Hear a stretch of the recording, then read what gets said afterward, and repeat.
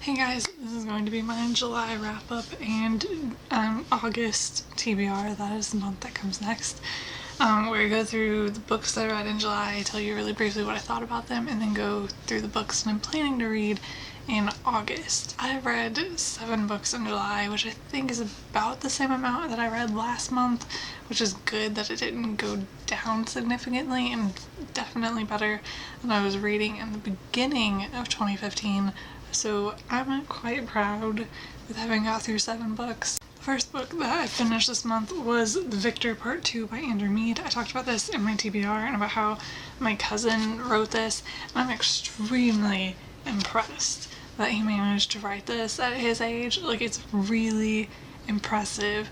And I actually filmed a review for this. Funny story, I filmed a review for this and then accidentally uploaded it onto the wrong YouTube channel, and I'm at home and it takes so long to upload videos that I never went back and uploaded it to this channel. So there is a video review for this, it's just not there.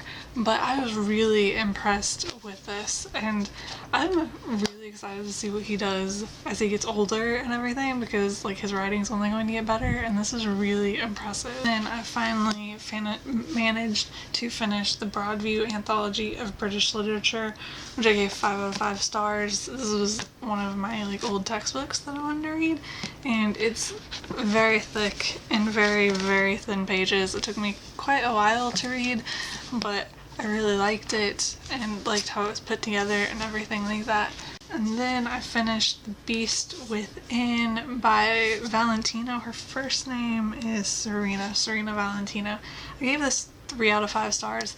It's like an official Disney book sort of thing, and what the main thing I love about this is the cover. You can see here's the Beast, and if you take off the dust jacket, the actual cover is the Beast as a human. So that's the prince and then the Beast.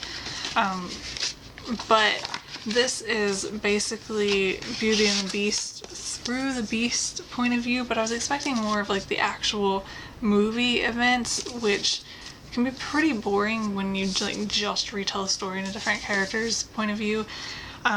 But this actually covered a lot of like the Beast earlier, like how he got the curse and everything, and I wrote a review on this on my blog and how I didn't really like it that much. The main problem for me was that I didn't like the Beast characterization. He didn't seem like, the entire point of him being turned into a beast is that he's a beast on the inside, right? And like he has to learn how to love people and everything because he's like a terrible person.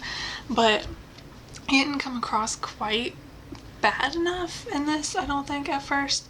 Like, he definitely wasn't the best person ever, but he wasn't acting badly enough for it to seem like he should be cursed. And like, he was really nice to all the servants, and like had a really close relationship with the servants. And like the only truly bad thing he did like ever, he wasn't even like that arrogant acting. He was a little bit, but it wasn't that bad. They kept talking about how he'd become a terrible person and been better as a kid, but you didn't really see it. It was just what people were saying. You only see him do one bad thing, and it's like a really bad thing. But when that's like the only evidence that you're really given in the book for him being bad, it wasn't very believable. And Gaston in this book, also more sympathetic than someone you hated, and I think that like undermines the entire purpose of Gaston's character in the original movie. So both of those things, like the characterization of both the Beast and Gaston, just kind of brought the book down for me. But it was still like entertaining enough and like really easy to read and things like that. The next book that I finished this month was Harry Potter and the Chamber of Secrets by J.K. Rowling, because like I mentioned before, I'm rereading the Harry Potter series. Obviously I'd already read this. I gave it 5 out of 5 stars and everything. I love this book. Then I read Christendom Destroyed by Mark Greengrass. I gave this 4 out of 5 stars. I just uploaded video review of this earlier this morning when I'm filming this. It'll be a couple of days ago by the time this video goes up. But I really enjoyed this. I think it's a great history book. If you're into that sort of thing and you want a history book on Europe in this time period, I would highly recommend this. Last two books that I'm going to mention I haven't done reviews for yet. They're coming in the future at some point, so I don't want to go into too much detail because I'm going to talk about them more in my review. But the first one I read on my Kindle, and it's Everything Everything by Nicola Yoon, which I gave 4 out of 5 stars. It took me a really long time to read this book, first of all. I got it for review, I wanted to mention. I got it through NetGalley, and it took me a really long time, and I'm not entirely sure because it's such an easy book to read. I was like really into it and everything, but I think just because I was reading so many books at one time, it did take me a long time to get through this one, but I really, really liked it. It's about a girl who has skids, and so she's allergic to tons of things, and her mom has locked her away in their house. They have like a fancy air filtration system in their house, and like it's specially sealed, and anything that comes into their house from outside has to be decontaminated before it's let in, and have like a decontamination chamber at their front door that anyone who comes in has to go through, and people can only come in if they go through like a really long screening process to make sure they're not sick and things. So like she's very, very isolated, and obviously that's going to have like a lot of effects on her life. Like she's only ever really spent time with her mom and her nurse. Her dad and her brother died when she was a baby and she can't even remember them, so that's also affecting her in some ways. And she just doesn't have much experience with anything. She has friends through the internet, which I love that touch, by the way, because I think that shows like a lot of time internet friends can be portrayed negatively in books, and her internet friends didn't play a huge role in the book, but just like the small fact that she had them, and that was like her one way of being able to connect with the outside world, I liked. But basically what happened, so far this is only background information. The actual events of the book is this girl who's living in her house. She never gets to leave her house, and a family moves in next door. They have a teenage son and a teenage daughter. She becomes like fascinated with this family, in particular the son, who is about her age, and she can't actually talk to them because she's stuck in her house, but she's like fascinated with them, and she wants to get to know the boy especially, and that's where the book kind of starts.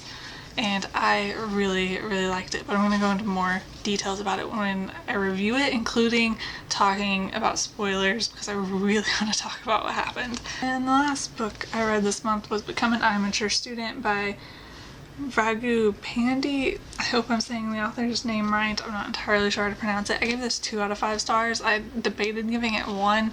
I won this through Goodreads First Reads. Like I said, I'm going to have a review of it soon. But basically, this entire book, it's supposed to be about how to use the internet, like, well, maturely, I guess. And it's told in a dialogue kind of format with the teacher and the student.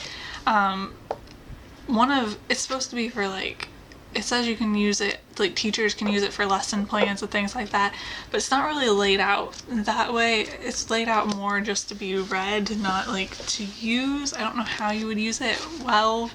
And the author isn't a native English speaker, and that's really obvious in the writing, and which makes it really hard to read.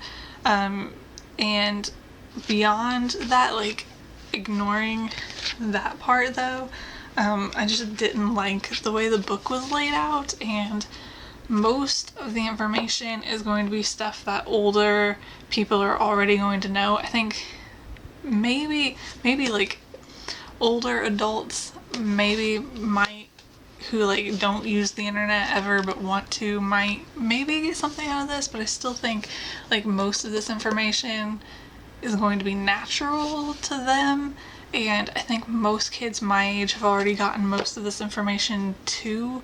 And like, it starts off very, very basic.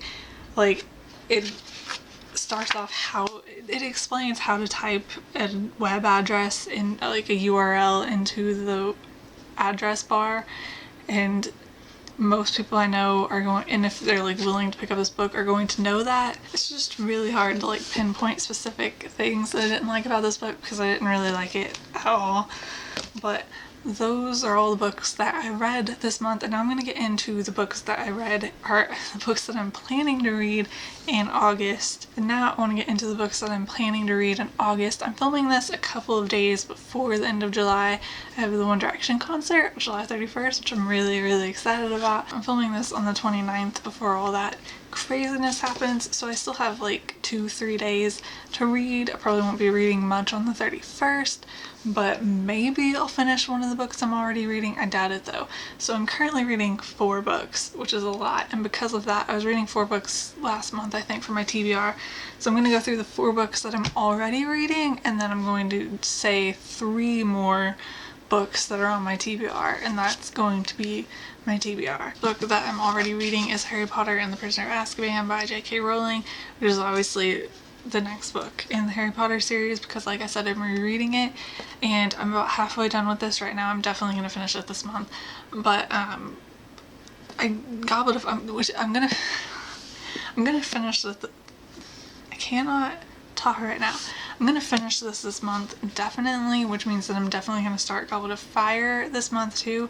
And I didn't actually like pull Goblet of Fire out and like to include it on this TBR, but it kind of is, so it's kind of like an extra book on my TBR because I'm definitely gonna start it this month, even though I probably won't finish it in August. And the next book that I'm already reading is the Heath Anthology of American Literature. This is volume C, and I'm about that far through it. I'm reading this very slowly. I'm really not sure that I'm going to finish this in August. I would not be surprised if I didn't finish this in August. If I do, then I have volume D of this anthology too, and I'm going to go ahead and start it. But I don't think I'm going to get there. I think I'm still going to be on this at the end of the month. Last 2 books that I'm already reading are both on my Kindle. The first is Northanger Abbey by Jane Austen. If you remember, last summer, I ended up getting, like in May of last year, I think it was in May, I ended up getting all of the Jane Austen books on Kindle because they were free at the time.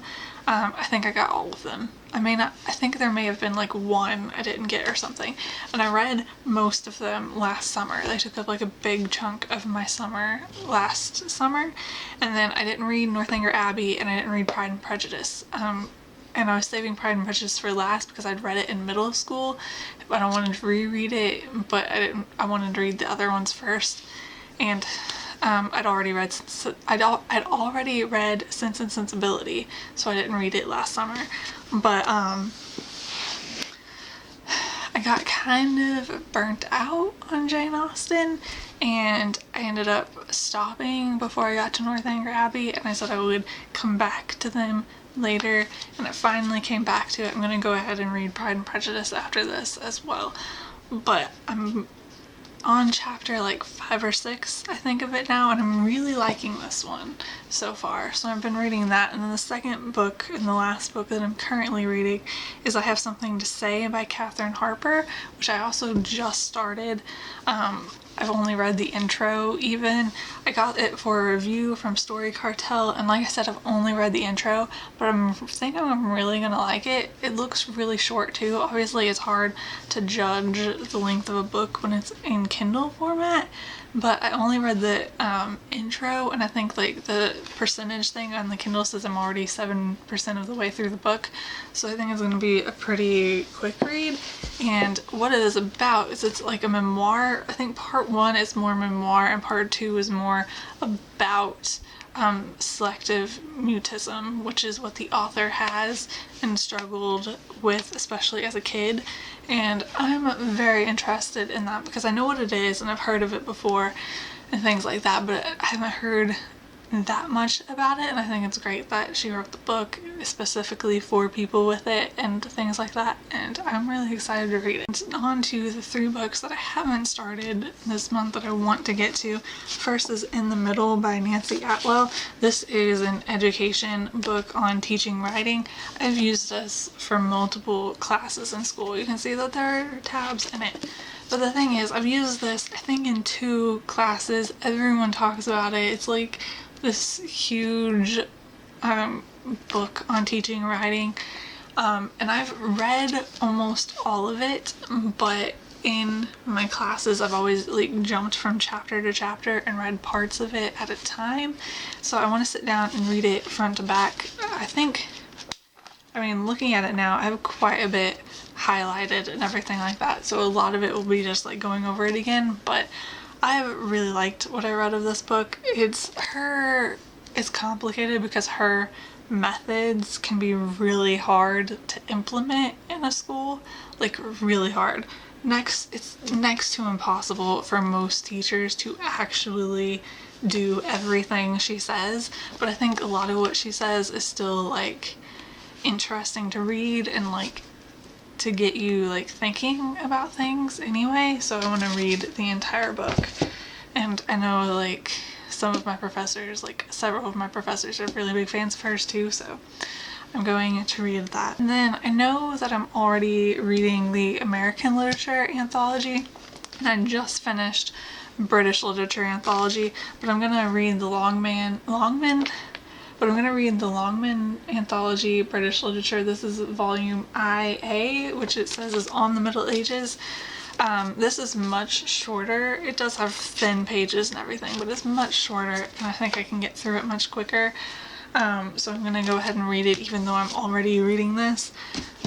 This is from another class, if you couldn't guess. This was from my college, has 2 British literature classes and 2 American literature classes that are split by time periods, obviously. So the 2 volumes I have of this came from one of the American literature classes, and the other American literature classes we didn't have a textbook, so I don't have that. But then again, like this was from one of the British literature classes and this is from the other, but I don't just have this, I have 2 other volumes of this anthology from that class too that I'm going to read eventually. This is the shortest one and the first one chronologically, so I'm going to try and read that this month. And then the last book that I have, and one that I've been wanting to read for a really long time, is Grace's Guide, The Art to Pretending to be a Grown-Up by Grace Helbig, who is obviously a YouTuber, and I love her and I love her videos, and I'm really, really excited about this book. I flipped through it, but I haven't like sat down to read it, and I really, really want to. She has another book coming out too, which I'm also really excited about, and I'm really happy that I'm finally going to read this. So those are all the books that I'm planning to read in August. It would be really awesome if I got through them, but obviously school starts in August. I have to move back to school and everything like that, so I don't know if I actually will, but I'm going to try. So I will see you guys later. Bye.